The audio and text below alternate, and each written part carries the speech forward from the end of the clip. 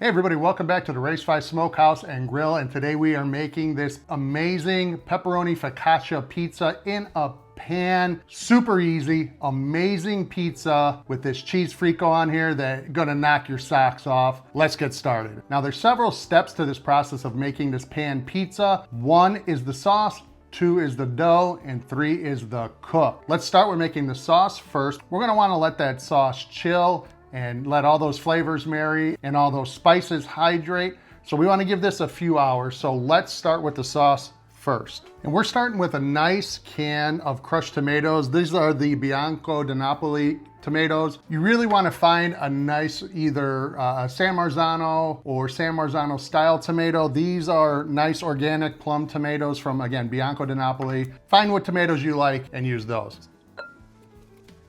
So this is a 28-ounce can. And then we're gonna mix in our dry ingredients here. I've already got these measured out. And don't worry, I have all of the ingredients for the sauce and the dough in the description box. So go ahead, check it out if you want the full recipe. I'm gonna start with half a tablespoon of kosher salt, half a tablespoon of white sugar, quarter tablespoon of oregano, half a teaspoon of dry basil, half a teaspoon of granulated garlic, quarter teaspoon of onion powder, quarter teaspoon of black pepper, and a half a tablespoon of Romano cheese. And that's it for our dry ingredients. Let's get this in here.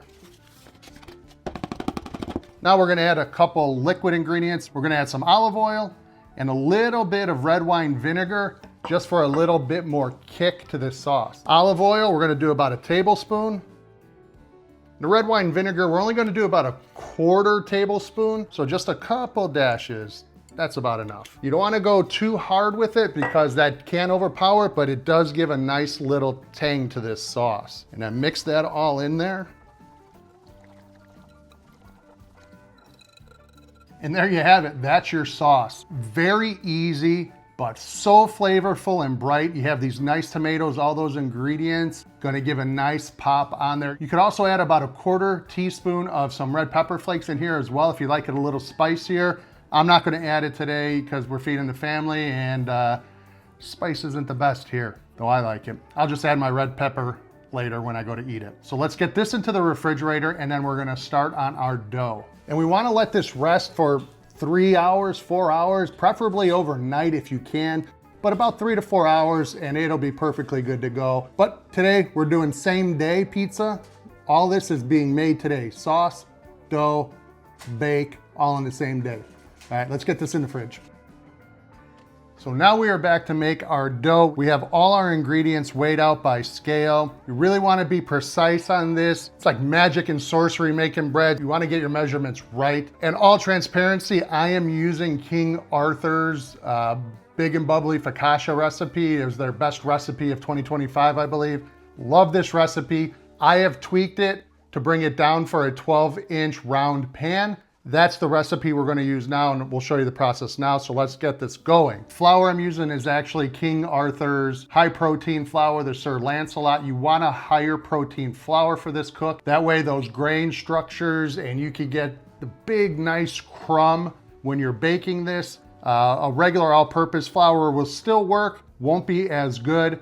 That's why I recommend a higher protein flour. You could use the pizza flour or the bread flour. Those will work as well. I love this Sir Lancelot flour. I've been using it for all my breads. Been working out great. We got our flour. Let's add our dry ingredients and get this whisked together. We're gonna start with our 11.25 grams of salt, 6.25 grams of sugar, 3.75 grams of yeast. Whisk this all together. Once that's nice and mixed, we're gonna add our wet ingredients. I'm gonna start with adding the warm water to this. I've noticed if you add the olive oil by itself, it'll get kind of clumpy in those areas. So I just like to give this a quick little stir before I add the olive oil in. Now we'll go ahead and add in our olive oil. That was 355 grams of water and 22.5 grams of the olive oil. Recipe will be in the description.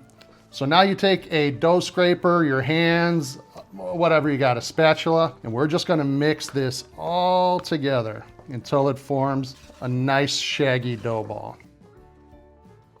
And you wanna make sure that this gets all integrated and there's no more dry flour around the bowl.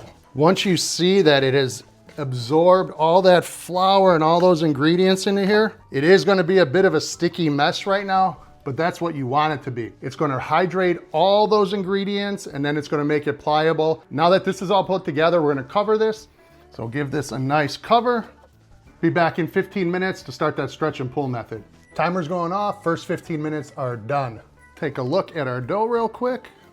And right now this looks like a big mess. How is this going to become pizza dough? Well, let me show you. Now, part of the reason we're using this high protein dough is it's heavy gluten and it's going to create a beautiful structure inside of the dough, which as it bakes, that is known as the crumb. The crumb's the inside part of your bread or dough, that airy, beautiful dough. And this higher protein really lends to it. It's strong enough to, as it puffs, that it's not going to collapse on itself during the cook. So right now we're going to start the process of really building that structure. I keep a bowl of warm water next to me. Dip your hands in it when you're doing this, and then the dough won't stick to your hand. But the stretch and pull is you literally stretch it out and pull it, and you're going to do this around the whole thing. Now you want to do about 8 rotations on this, and it's going to feel sticky and kind of messy up front. You're like, how is this going to turn into a dough? And we're going to do this about 4 times. Each time we do it, we're going to let it rest for 15 minutes. And each time it's going to build and build and build, and you're going to end up with a great focaccia dough. And already you can see that it's starting to build a better structure, starting to get a little bit stronger than it was just a minute ago when we first opened this up. And when you've hit your 8 rotations or 40 stretch and folds, you're going to flip this over, get your hand wet, just flip it over. You have the nice, beautiful dough ball. But we're gonna let this rest another 15 minutes, and we're gonna do this. This was just the first time. We're gonna do this a total of 4 times. So the stretch and fold method is gonna be 1 hour. We're building that structure, building that gluten. So let's let this rest another 15. And we'll be right back. We just finished the 4th stretch and fold. This dough is feeling great. During the course of doing the stretch and fold, you're gonna feel this dough getting stronger and stronger and stronger. You're really building up that structure inside of here by doing that. It's been a little over an hour since we made this dough, but now we need to let this rest again. So we're gonna cover this up. Gonna put this in a warm area, which is gonna be our microwave. I'm gonna let this sit for another hour. Then when we come back, it's gonna be time to transfer it to the pan. And let's talk about that pan right now.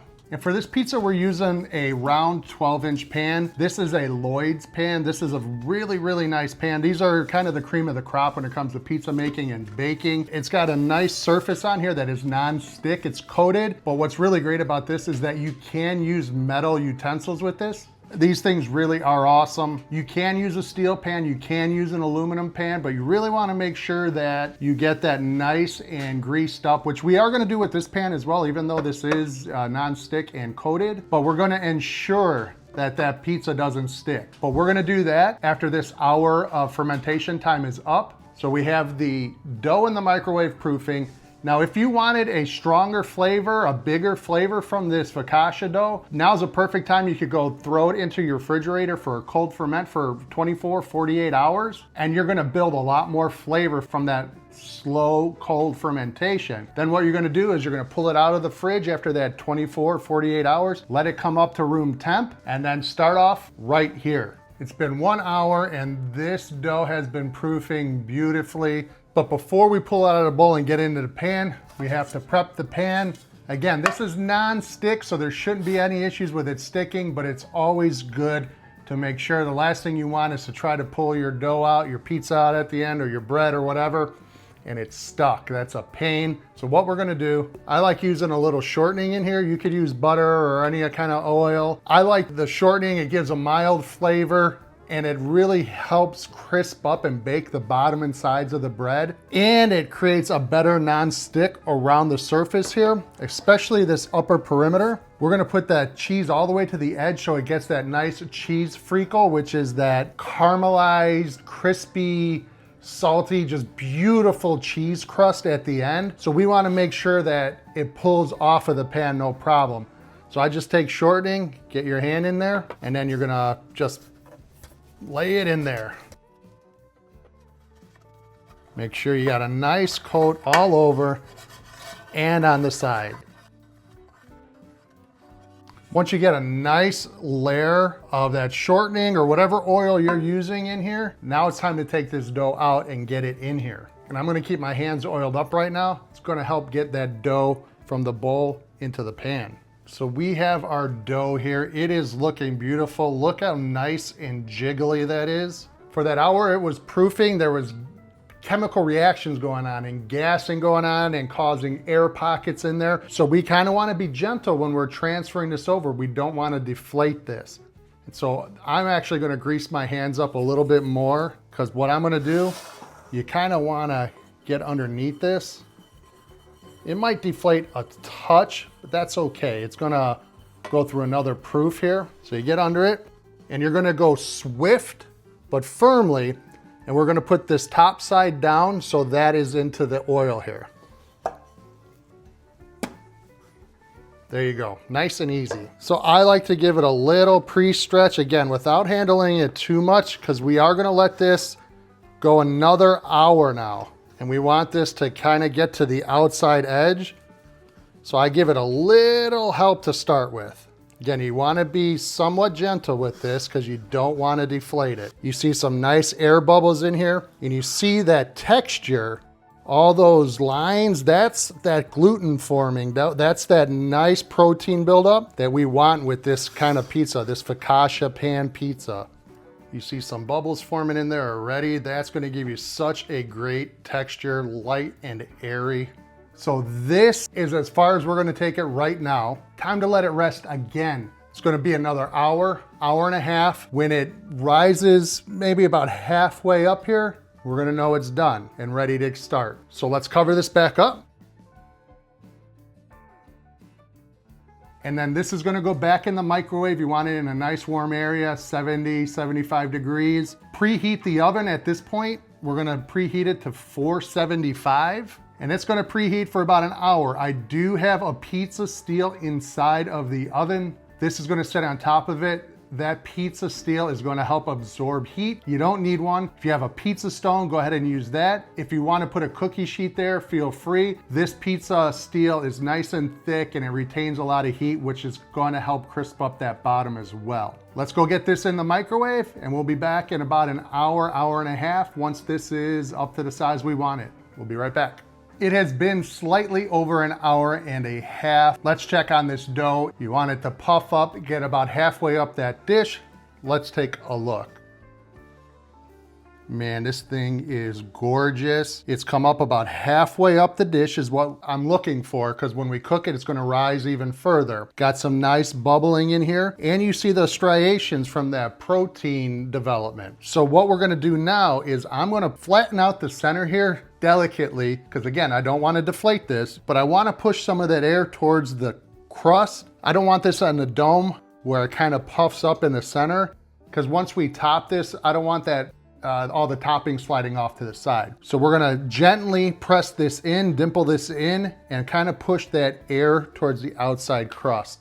You want nicely oiled fingers for this, so go ahead, get some oil on your hand, and then we're just gonna slightly dimple this and kind of push it out. This is such a tender focaccia recipe, and you can see those bubbles forming when you do this. That's because of all that air and the gas we've developed in here by letting it ferment and letting it proof for those couple hours. Make a ring, because we're gonna put cheese up to the end after we par-bake this. So this is actually gonna get par-baked a little bit. And then when it's done cooking, you're gonna have a nice thick crust that's full of that cheesy frico. Oh, it's the best part. So we've got our crust about the thickness we want. That's about 1.5 inches, 1.75 inches around. You can make it less or more, however you decide. But now at this point, I'm gonna do a quick par bake on this because I wanna get this puffed up even more. And the issue with this kind of pizza is that you could potentially overdo it with the toppings and it doesn't puff up while it cooks. We're gonna do a par bake to get this to puff up nicely, especially in the outer crust area. But we're gonna put a little sauce in the middle. This is a tip I learned from watching Adam Witt's video on making Chicago pan pizza. Put a little bit of sauce in here. You could use a little tomato water. I found that just doing a little bit of sauce Not a heavy layer, just enough to kind of weigh it down in the Parbake. And you're gonna see the big difference once we pull this out of the oven here, how the outside is puffed up really nice. And the inside, again, it's puffed up a little bit, but this weight's kind of holding it down a little bit more, just so we could get an extra airy crust, but also allowing the center to puff up as well. So let's go throw this in the oven. We've got the oven preheated to 475. It's been about an hour, hour and a half. That pizza steel is gonna be great. If you have the stone in there, it's gonna be rocking, ready to go. Same thing if you put this on a cookie sheet, it's ready and rocking, ready to go. We're gonna Parbake this for only about 5 or 6 minutes, just till it puffs up. Then we can finish topping it and get it in for the final cook. Let's go get this Parbaked. Been 5 minutes of the Parbake. I got my pan remover. You could just use a towel, whatever you have, but this is a really nice tool. Be careful, it's gonna be hot. But check this out. Looking perfect, nice fluffy dough.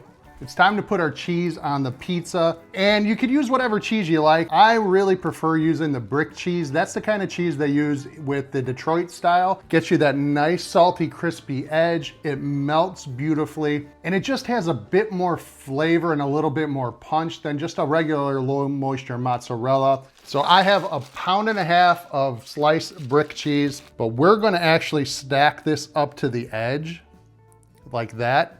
And as it melts, it's gonna turn into that lacy frico. My goodness, it's the best part to me.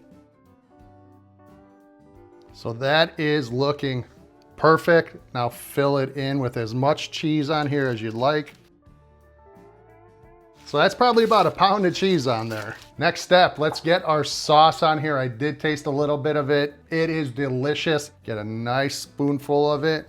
Again, this is up to you how much sauce, how much toppings you want on here. I like to go close to the edge. Again, we're gonna try to keep it maybe an inch, inch and a half off the side. Now you can make it look super pretty right now, but this is gonna cook, it's gonna bubble, it's gonna move. So it is going to kind of move, but you know, make it look pretty. That's what we're looking at right now. We got the cheese and the sauce on there.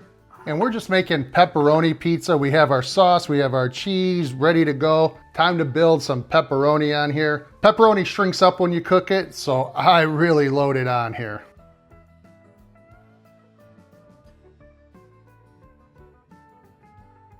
There we have it. This pizza is ready to go. Time to get it back in the oven. It's gonna go for about 20 minutes or so, or until everything's crisped up and browned up nicely. Let's go get that in, and when it comes out, I'll tell you exactly how long it cooked for. Can't wait. It's been 30 minutes now. I'm about to pull it out of the oven. Every 10 minutes, I gave it a rotate in the oven. So at 10 minutes, I rotated it. At 20 minutes, I rotated it. Last 10 minutes is now. Time to pull it out, see how we did.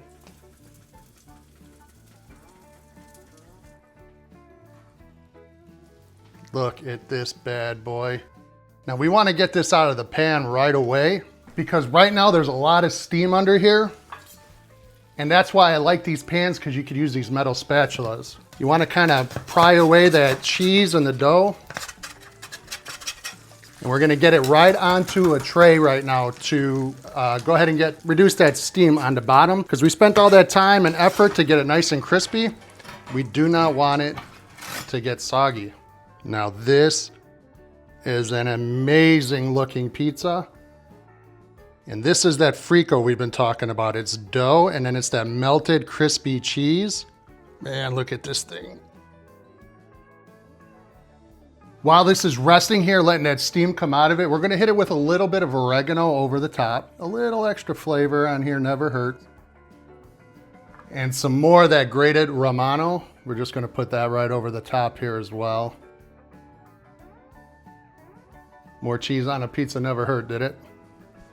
We've added that oregano, we've added the extra Romano cheese. This has been resting now for a little bit, maybe a minute or so. Perfect. Let's slice into this, see how we did. I almost don't want to slice into it, it's a thing of beauty. You can hear how crisp that underneath is. And we'll take a look at that once I open this up so you can see the crumb and see the bottom. Gonna do a cut right across here. Nice and crispy.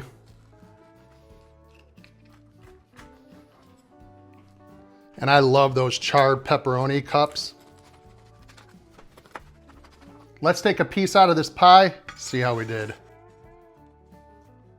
You see all those air pockets in here in that dough?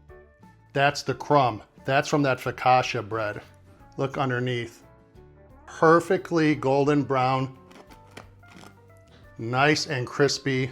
Man, this is perfect. And this here, people are gonna say, oh, that's burnt cheese. It's not, just trust me on that. Once you eat this for the first time, you're gonna be like, it's so rich, flavorful, savory. This is the best part of this pizza here.